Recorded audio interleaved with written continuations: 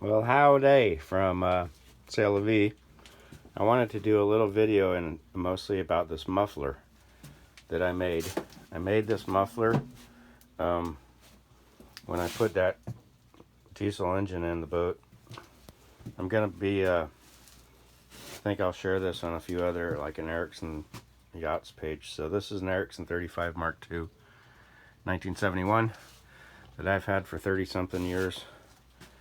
And it came with an atomic Ford that didn't run, and then I rebuilt that, and then after that I got some money and bought this, which now is like 25 years old or something, and it's got a lot of hours on it. It's got 3 or 4 trips to Mexico and 3 trips to Hawaii. Of course, you sail to Hawaii, but you still run the motor to make electricity. Anyway, this is about the muffler mostly, and this is a yachts, sailboats, and I think motorboats, I'm not positive, but sailboats use water lift mufflers.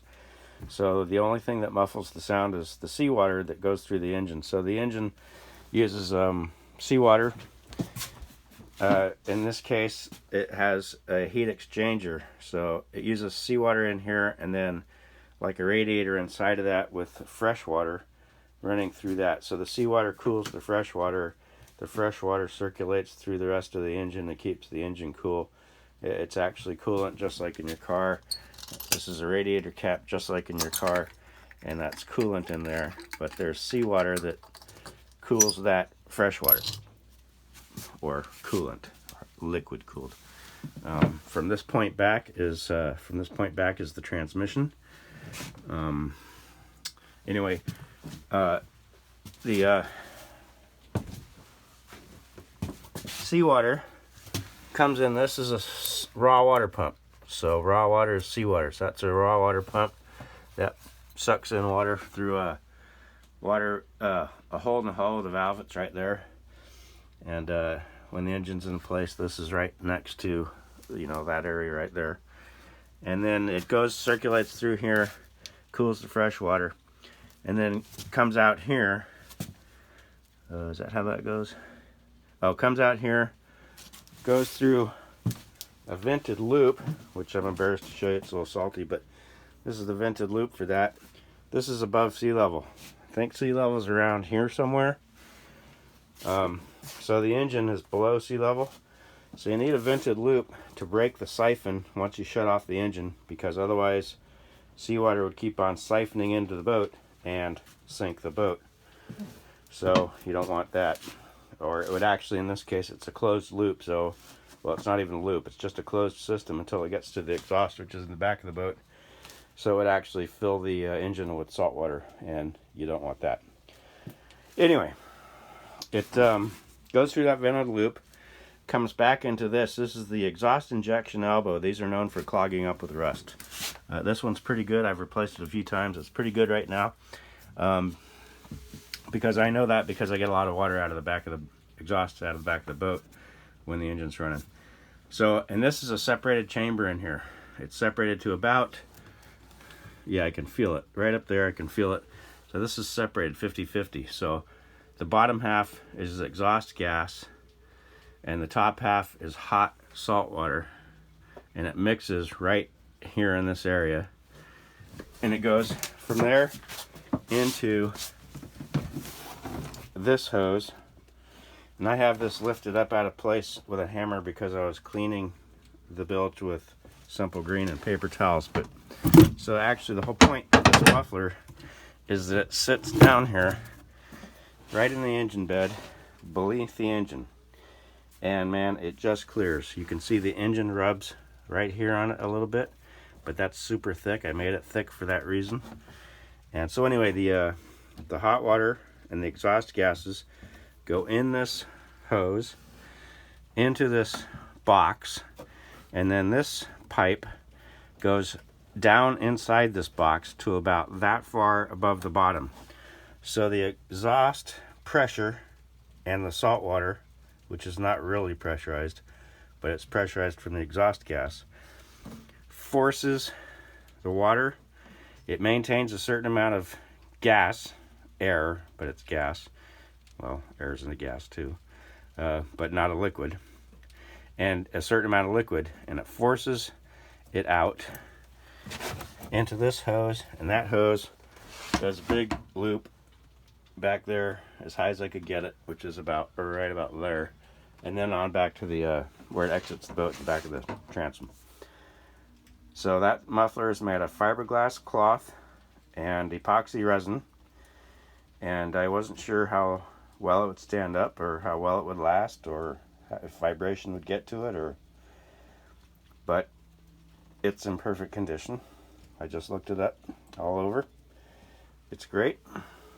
And I don't get to talk about that muffler very much because you cannot see it when the engine is in place.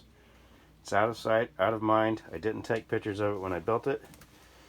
I built it on the main salon table, which was right there at the time. I sat with my ass right there where all those tools are at on that bench, and I built that muffler. And I built the pipes to it and everything.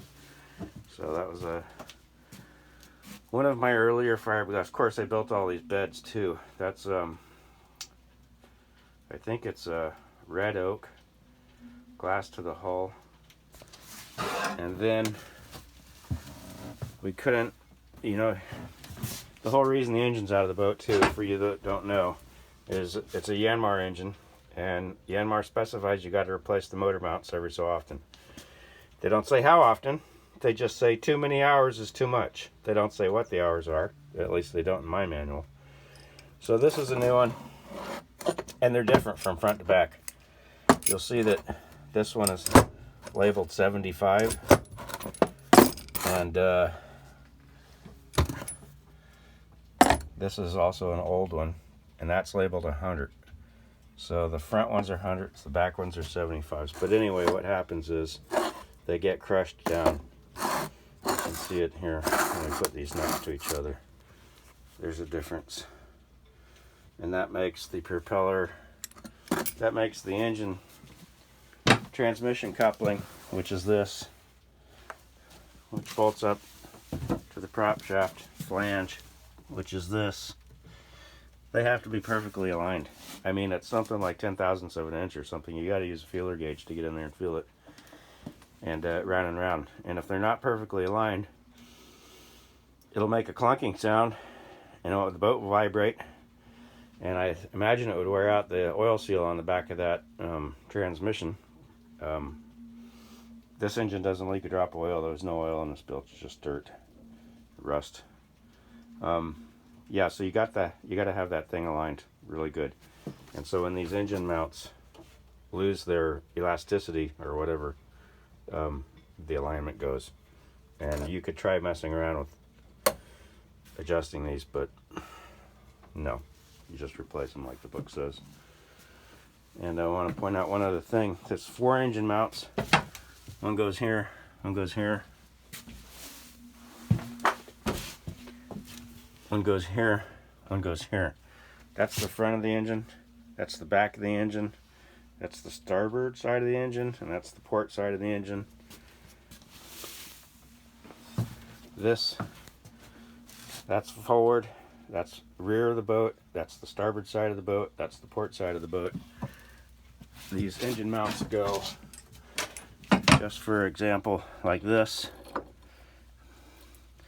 They go like that.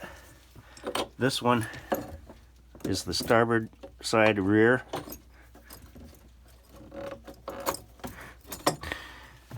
You can see that the gap here isn't very big. And so the stock motor mount, which was kind of look like this, doesn't work. So everybody's good buddy, Jimmy Restpass, rest in peace, good buddy.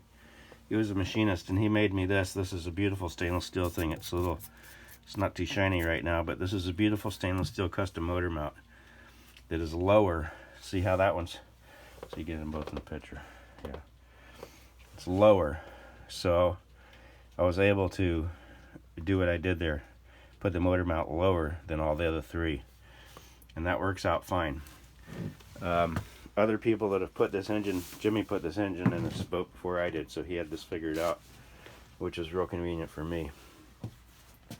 But other people that have done this engine in this boat cut out the floor. I mean, I've seen professional boat yards cut out the floor right here and leave it that way for the owner to fix so that they could put the original motor mount in rather than doing something cool, which is just freaking lazy and stupid if you ask me. But yeah, and also with this engine, this engine is taller than the Atomic 4 by this much. The old bench used to be this high. This engine's this much taller, so this bench I had to rebuild. I built all this bit in this thing too. It's called the U-shaped settee. So I built all that. But anyway, back to these motor beds. I couldn't, it's red oak. It's either red oak or white oak. I think it's red oak. Glass to the hull. And then you got to bolt these motor mounts down. And of course, up here I could have done that. But back there, you can't do that because that's the hull of the boat. There's water about a half an inch away from here. And so you can't be putting lag bolts down through the hull. That ain't gonna work. So I made stainless steel plates that run, in this case on this side, the whole length, and then had studs welded on, stainless steel studs welded up. On this one it's a split level because that motor mount is lower. So this is one plate and that's another plate. But that allows me to bolt these things down. I don't know how other people got around that one because that's a trick. And my good buddy Walty said back then, 30-ish years ago, when I was 25-ish, between 25 and 30 years ago when I was putting this engine in, he said, yeah, but what about crevice corrosion? You can't cover up stainless steel. It needs oxygen or it will get crevice corrosion. I had never heard of that. He kind of freaked me out because he's right. I didn't have Google back then, so I went to the library and yeah, crevice corrosion is a thing. You're not supposed to cover stainless steel. It does get corrosion and rust if it doesn't have oxygen. Jimmy, the machinist that made the motor mount, he said, oh, it will never be a problem. That boat will be long gone before that's a problem. Well, here we are 25 or 30 years later. It's not a problem. There's no sign of crevice corrosion. The studs are still there. I don't want to put a hammer on them and see how good they are, but they're still there and they seem fine. And so, Walt, rest easy. That wasn't an issue, but yes, you're right. It is an issue. Anyway, that's my little 2-minute video that went a little bit longer. And we'll get this thing back in probably tomorrow or the next day or whatever. I don't know. Every time I do something, you know, it's a boat. So one project leads to another, So I found a few that I didn't know about so far, and I'm sure I'll find some more. But it's a beautiful day here in Marina de la Paz, Mexico, Baja California Sur. So I joke about I'm living the dream doing this, but this really is. I enjoy working on the boat. I'd rather be sailing it, but this is so that I can sail it, and so that I can sail it with peace of mind. Which, speaking of which, that's the little bilge pump. That pumps out the water when you're sinking.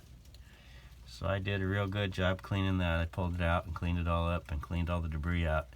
You know, you get a bunch of dog hair or artificial grass down there, that'll stop that pump. When that pump stops, you got troubles. Called bloop, bloop, bloop, bloop. Anyway, see ya.